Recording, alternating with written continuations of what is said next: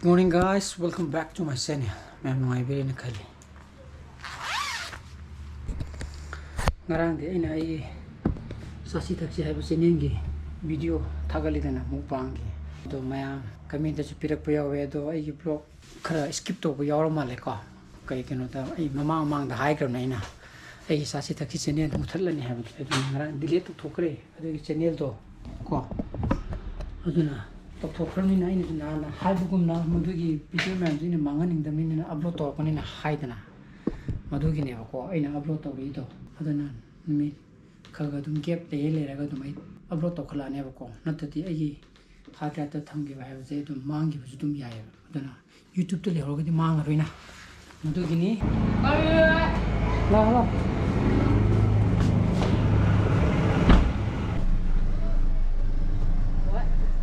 Bye bye.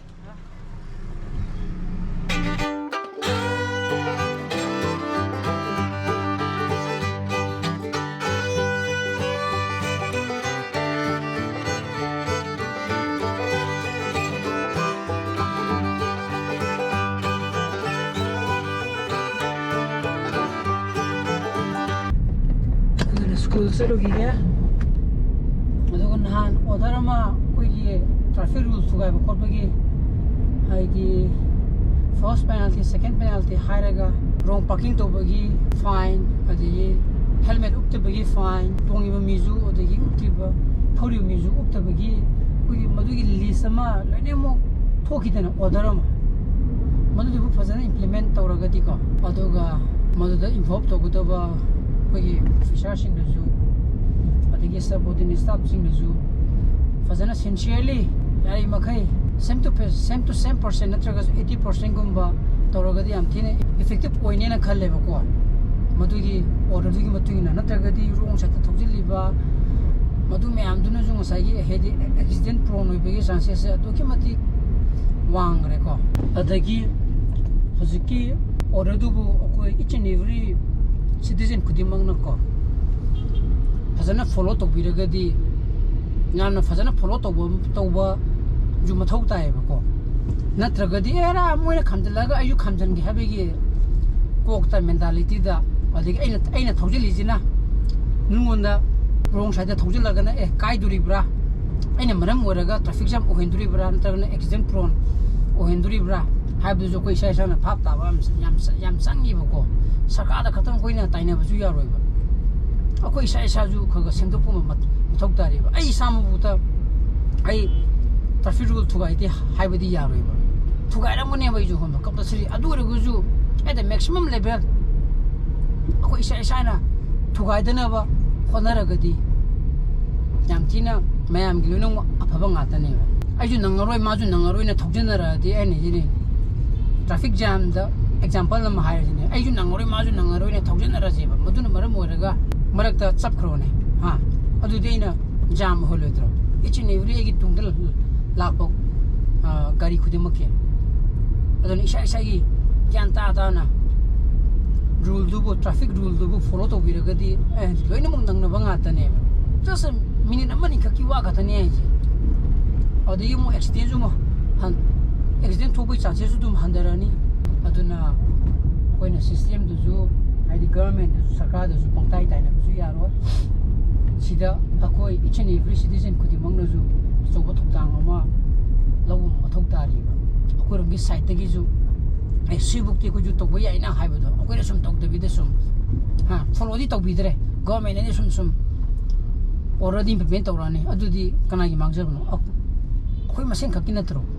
aina sum khanja bu do mayam da sum share tong ning dana tawbani da ko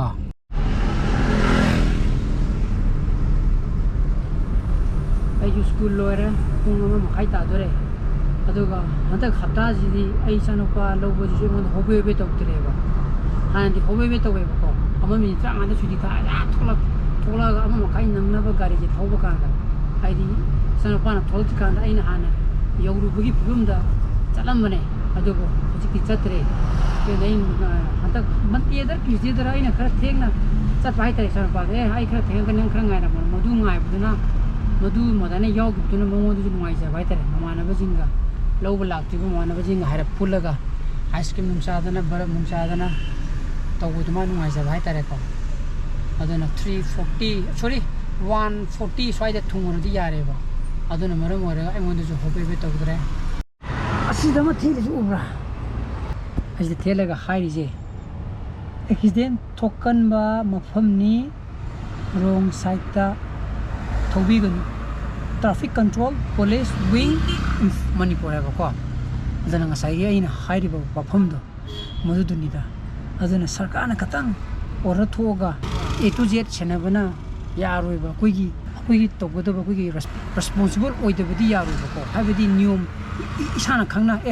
ai niyom thugaroina thugaidana ba tawge ko kari hom sana khamge rong sa thoroge habdo madu koi isana khara bhap ta ba ma changi ba ko madu changatra kanda dane ba ko sakana fa na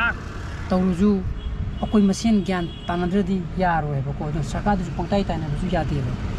sana ba sidi thongtura ni sana pora thoroga lakada si kwagaden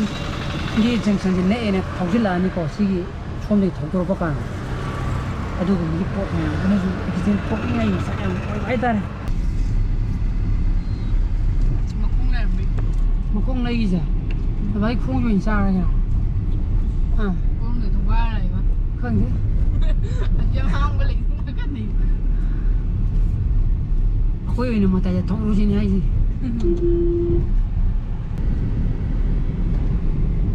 sana pa masih dia ai kita wingan lai no na hare ma parap saba na traba saba hokta ngai ri ani mini manga 135 ka thojil la baina ya me khai du ko sini saka thoge sakla me ko masai du masai budi mimi ka sak to ra ka sara ka sara ni ai yung hadar ke sira sini chan ka ke sa tu giro ke no ngi du ma ka da yo du na kami na kami mo kun